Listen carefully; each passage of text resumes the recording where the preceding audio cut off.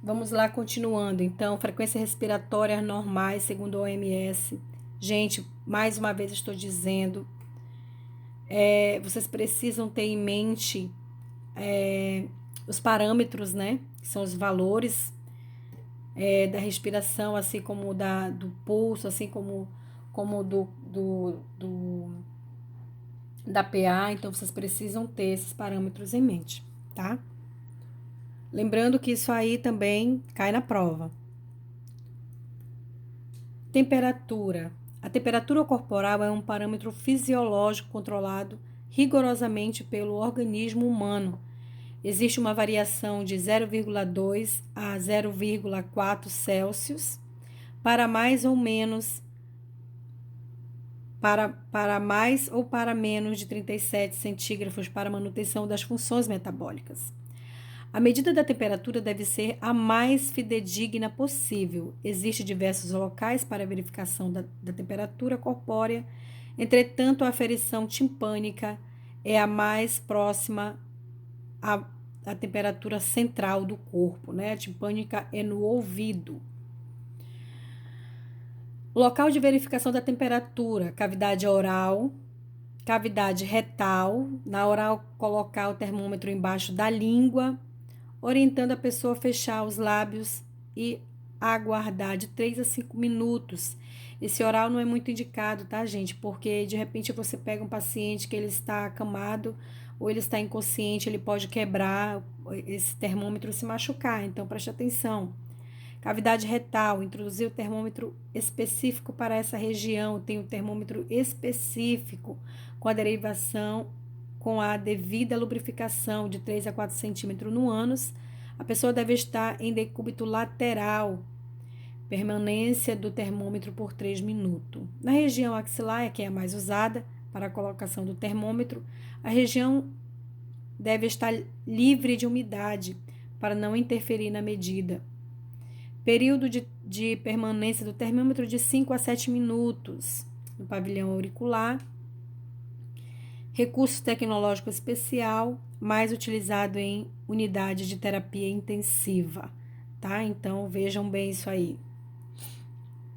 O controle da temperatura corporal.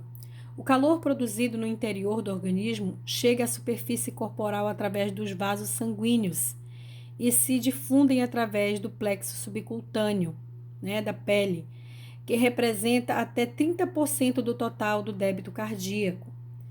É quase totalmente controlada por mecanismos centrais por meio de um centro regulador situado no hipotálamo. A febre, a hipertermia, é o aumento da temperatura. Olha, veja que estamos falando em termos técnicos. É o aumento da temperatura acima da normalidade, causado por alterações do centro termorregular ou por substância que interfere nele. A elevação da temperatura acima dos níveis normais recebe o nome de hipertermia e baixo de hipotermia.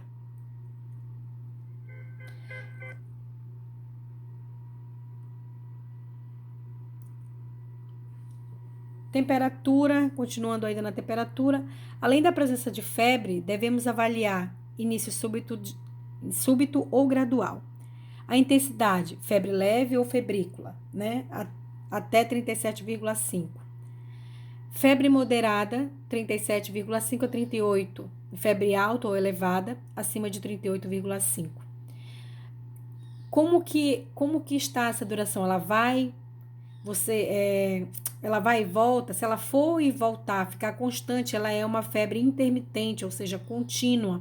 Eu preciso saber disso, se ela está intermitente, né? Se ela está contínua, ela vai, toma remédio, aí volta de novo, ela cessa a febre, aí daqui uma hora volta de novo, né? Se ela está intermitente. A dor. A dor não é resultado apenas do estímulo doloroso, sofre influência além dos aspectos biológicos, tais como culturais, sociais e emocionais.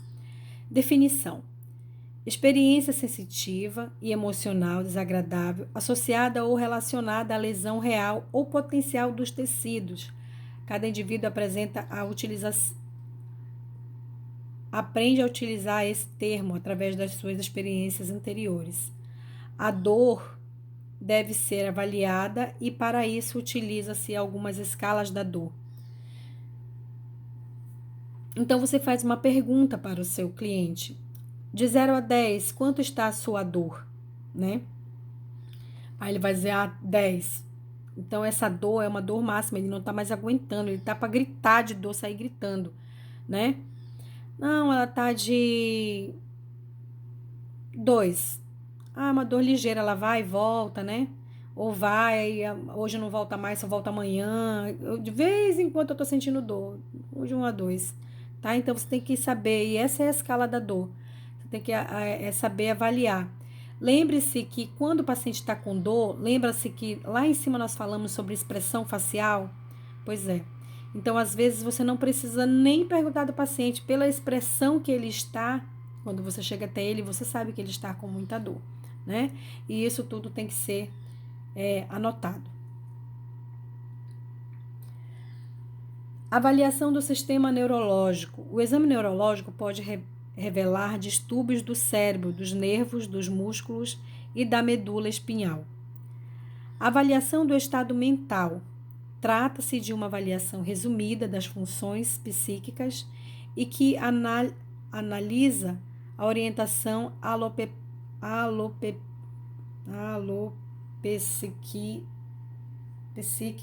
alopsíquica, memória e linguagem. Um instrumento utilizado universalmente devido à fácil aplicação e o Mini Mental State Examination. Tá? Então, vamos lá. A escala de Coma de Glasgow, que é a avaliação de consciência, você vai fazer de que forma? O que ela está dizendo aqui? Total máximo 15, total mínimo 3 e intubação 8. Ou seja, se ele está somando 8, esse paciente ele está grave, né? Então eu preciso intubar. Então, a abertura dos olhos, como é que tá? Tá espontânea?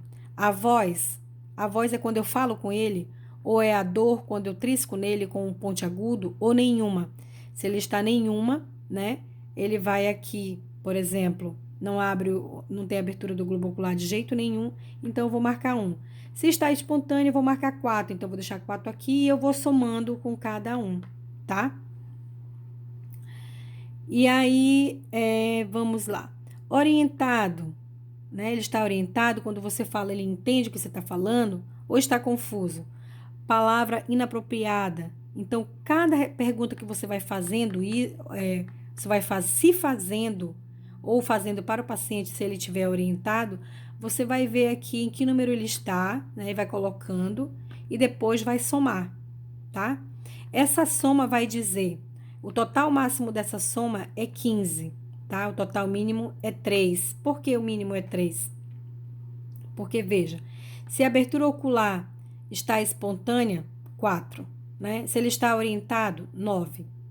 Se ele está obedecendo a comandos, aí deu 15, então ele está bem, né? Ele está bem. Aí, total mínimo.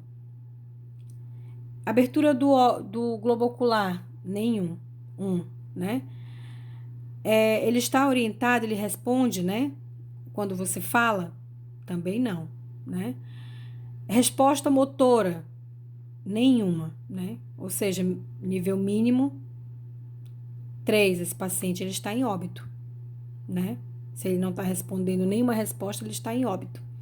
Se ele está em 8, né? Se ele está em 8, ele está grave, né? Ele está grave e pode ser entubado.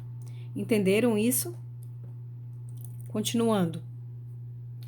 A avaliação do sistema neurológico, avaliação da pupila, sinais a serem observados. Então, vocês vão olhar para quem?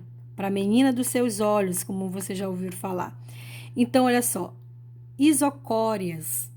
Isso significa que as pupilas estão no tamanho normal, tá? Olha só, as meninas dos olhos de vocês.